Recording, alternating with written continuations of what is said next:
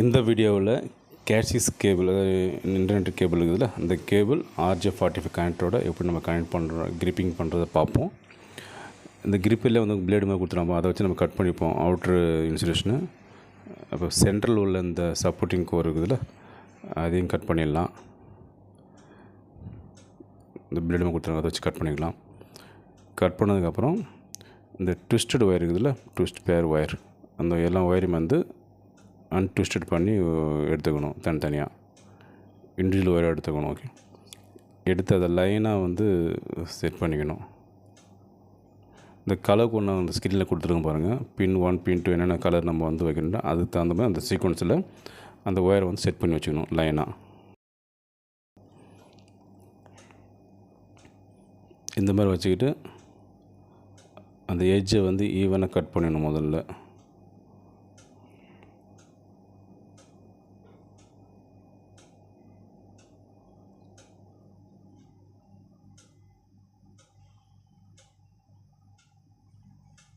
இந்த மாதிரி ஈவனாக கட் பண்ணிவிட்டு கனெக்டர் பாருங்கள், எந்த பொசிஷன் வச்சு அந்த மாதிரி பொசிஷனில் வச்சு கரெக்டாக உள்ளே ஃபிக்ஸ் பண்ணணும். இன்சர்ட் பண்ணிவிட்டு கிரிம்பிங் டூல் எடுத்து ஒரு 2 ஸ்பேஸ் கொடுத்துருவாங்க பாருங்கள், ஒன்று பெரிய கனெக்டர், ஒன்று சின்ன கனெக்டர். லைட்டாக ப்ரெஸ் பண்ணிங்கன்னா உள்ளே போய் கிளிக்கிங் சவுண்ட் வரும், அங்கே வச்சு கிளிக் பண்ணணும், கிரிம்பிங் பண்ணணும். ஓகே,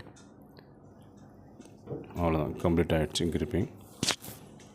இதில் பாருங்கள், சின்ன கனெக்டருக்கான சின்ன கனெக்டரு, இது பெரிய கனெக்டருக்கு. ஓகே, இது எப்படி நம்ம கரெக்டாக 2 எட்ஜ்லேயுமே கரெக்டாக செக் பண்ணிட்டு இந்த டீலிங் டெஸ்டர் இருக்குது. இதில் வந்து அந்த கனெக்டர் ஃபிக்ஸ் பண்ணணும், ஒயர் கிரிப்பிங் பண்ணணும், அதோட கனெக்ட் ஃபிக்ஸ் பண்ணிவிடும். ஒரு சைடு இந்த பக்கமும் இன்னொரு கனெக்டரை இந்த சைடும் ஃபிக்ஸ் பண்ணியாச்சு. ஓகே, இது ஆன் பொசிஷனில் சுவிட்ச் ஆன் பண்ணிவிட்டு பார்த்தீங்கன்னா கரெக்டாக 4 4 5 5 6 6 7 7 8 8 1 1 2 2 கரெக்டாக அந்த சேம் பேரிங் பண்ணி நம்ம பண்ணது கரெக்டாக காட்டுது பாருங்கள். சப்போஸ் அன்இவனாக பண்ணியிருந்தேன்னா மாற்றி பண்ணி இந்த மாதிரி மாற்றி காட்டும்.